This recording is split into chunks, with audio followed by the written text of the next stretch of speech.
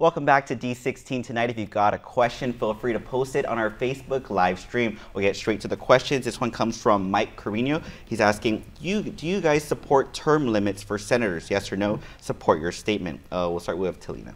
Well, I don't support term limits for senators because that takes away the power of the people. The people every 2 years has a choice to vote who they want to serve them. And for me, if you implement term limits, it's limiting the people's power also. Louise? I believe that I'm open to the idea. I'm definitely open to the idea of term limits. But again, like Telena says, you know, the people have that opportunity to vote people in if they want them and not if they don't. You know, so whether there's term limits or not, it may not even happen for every candidate. You know, so that's the way I feel. And Senator Blas? Well, I don't necessarily agree on limiting as far as the terms. Maybe there could be a discussion with regards to the length of the term. And in the length of the term, then there could be a discussion of the limitations on this because, as Telena and Louise have stated, you've got to be very careful because this is actually the voice of the people. And, you know, really, 2 years is really not a whole lot of time to be able to work on some very major initiatives that you want to continue to collaborate and work with the community. Yeah, I know we heard a little bit again from Louise earlier, but what would be the first bill you would introduce if elected? I'll start with Senator Blas. Well, you know, again, that's a question actually for these two fine ladies who I know will be able to serve very well in the 34th Guam legislature. I'm continuing to work on protecting our people. In this term, I've been able to pass legislation that protected the unborn child from violence. I've also worked on legislation that gave a victim of sexual abuse the opportunity to become whole, although the abuse occurred many years ago. I want to continue along those lines to protect those that are vulnerable. I'm looking at actually legislation to help to protect those that, again, the most vulnerable in our community, those that are disabled and those that are elderly. And Louise? My first bill would be, again, just to be more specific, the Cancer Prevention Act of 2017. And this bill would be able to provide funding for outreach, for education, and even for immunizations for cancers that are preventable. And then, of course, I want to be able to collaborate with all of our agencies, like Department of Public Health and Wellness, and then all of our nonprofit organizations like the Edward Calvo Cancer Foundation, American Cancer Society, and definitely Guam Cancer Care, because, again, the statistics are overwhelming, and they need help, and that's my first bill. And Telena? There would be two bills that I would like to introduce. You know, there's a lot of people suffering, a lot of working class families that are working 2 jobs just to rent a place that they live in. And some of them are land for the landless recipients.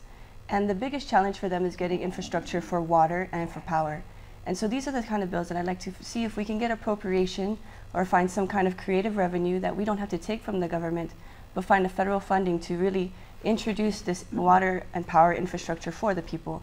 The second one, we have a lot of shortages within our response forces in our GPD, our GFD, and our teachers. I'd like to see if we could do something to provide some kind of service training for them so that, you know, other people that are interested in these fields can also work to build and be part of these the emergency and educational areas. Okay, another question we have is from Sean Nelson, maybe you're related. He asks, what do you plan to do with the rise in homelessness on Guam if elected? We'll start with Louise.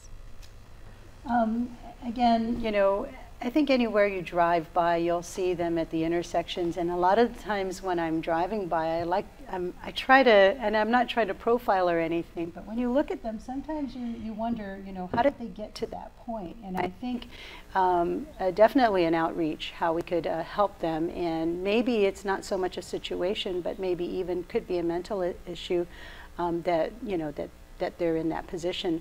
So I think more of an outreach to help each individual out there, even as we drive by. And I think it's just, it's difficult to just drive by and not wonder why they're there. And Telena? Well, it's a blessing. Yesterday, I had an opportunity to speak with Mrs. Castro, and she was with Senator Angel Santos, who passed away, and she explained to me about the land for the landless issues and how they helped the homeless and also to get them, you know, properties. And so some of the things we can look in is some of these are our tomorrow people, You know, they are our Chamorro heritage. So what can we do to help them build their homes? You know, maybe we can do cooperatives within the community, work with Habitat Humanity or other nonprofit organizations. But it's always good to be a leader and to lead this task, because many people will listen if it's to help others. And we have a great community. And I'm sure that the community, we can work together to find the solution to house them, you know, and to support them. And Senator Blas? You know, I'd like to be able to take a look at the root of the issue. You know, what caused the homelessness? What caused these individuals to become homeless? In many instances, it may not have been their fault. They may have fallen through the cracks in some cases. They may have fallen on hard times. Take a look at the root of these things. You know, 30 years ago, this would not have been a conversation that we would have had. What has happened over the last 30 years that we've got now this dilemma called homelessness? Let's look at the root of the issue and let's attack it from there. Okay, another question comes from Mike Gogui. He's asking, if your party does not garner the majority, how do you plan on carrying out your platform? I guess we'll start with the lone Democrat here, Telena. Oh, I am the lone Democrat. Well, you know, for me, I always want to work together with people, because especially even in the military, you know, we don't have to always agree with each other and where each other stands, but we're here to share a common mission. And when we focus on that mission, which is essentially here in the legislature to serve the people, then you can really accomplish something. And that's my demeanor, you know. It doesn't matter what party you belong to. It matters that we invest in the people and we work for the people. And Louise? I believe, and there's a good group of us that, especially within the new candidates, that agree that once if elected, that the party affiliation ends there and the service to the people begins. So hopefully, if we do get a majority, that we can start to instill that into the legislature. Senator Blas? Several months ago, there was a bipartisan, if you will, nonpartisan unity pledge that I signed. And over the last few years, working, of course, as my minority senator, I've actually never had a problem going across the aisle and working issues out, you know, with my colleagues on the other side. I've never actually saw, there's no dividing line in the legislature when you see this. These are individuals, you've got individuals, 15 individuals, who at the end of the day just want to do what's right for the people of Guam. And I want to be able to continue to work with them like that. Okay. And you know, you guys, with the Guam Museum opening, having a soft opening this Friday, and culture being the biggest thing that happened over the summer with FestPac, if you were to place one item in the Guam Museum that you feel best showcases or displays our culture, what would it be and why? I'll start with Senator Blas. Well, one of the things that showcases, you know, a few years ago, from a good friend of mine, Vivian Leon, she actually, you know, walks the beach, and every once in a while will pick up, you know, items that appear to be artifacts and stuff. And I found she provided me this one piece that seemed to be a pendant, if you will.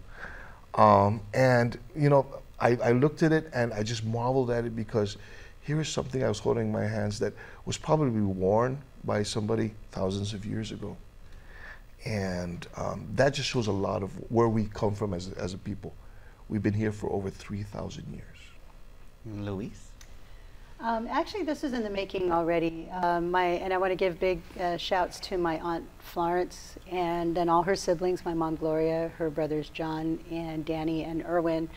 We have a tombstone of my great-grandfather, who was brought back from Japan here, George Ernest Wistick, and that's one of the items that I would like to see in there, because my great-grandfather, definitely a pinnacle of Guam's history.